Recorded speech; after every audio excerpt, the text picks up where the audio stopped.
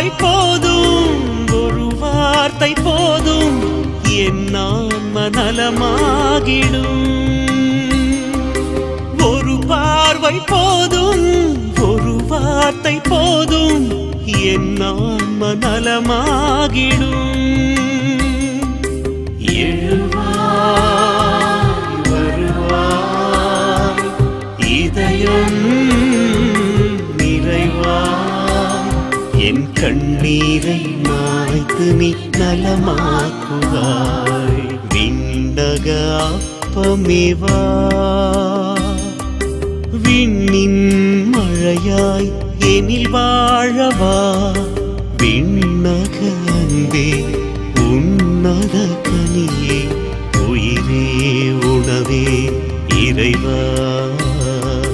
விண்ணக அப்பமேவா. அவரை கண்ட பலர் திகைப்புற்றனர்.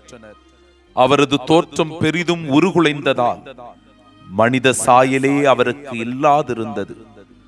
மானிடரின் உருவமே அவருக்கு இல்லை. எசாயா 52:14.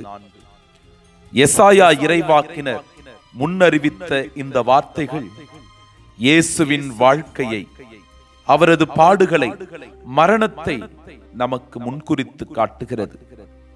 அவரை கண்ட பலர் திகைப்புற்றனர்.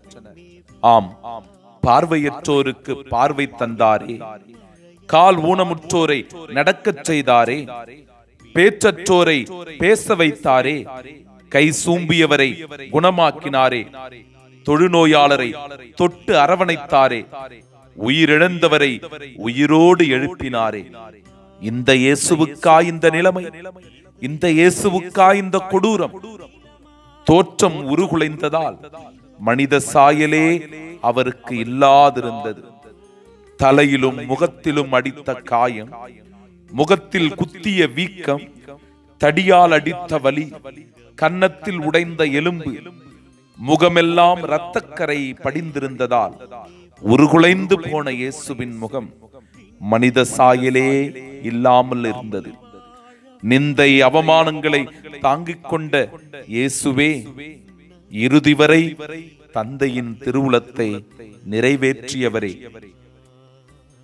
இயேசுவே, நாங்கள் ஒவ்வொருவரும் இறை சாயல்கள் என்பதை உணர்ந்து ஒருவர் மற்றவரை மதிக்கவும், மனித உரிமைகளை போற்றவும், மனித நேயத்தை வளர்த்துக் கொள்ளவும் அருள் தாரும். ஆமீன்.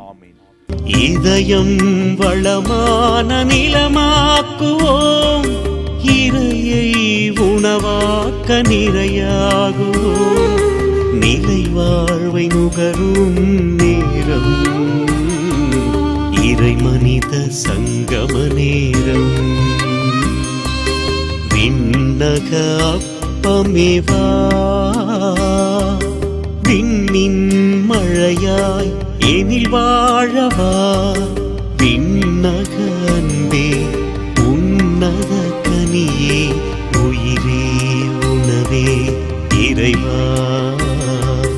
விண்ணக அப்பமேவா.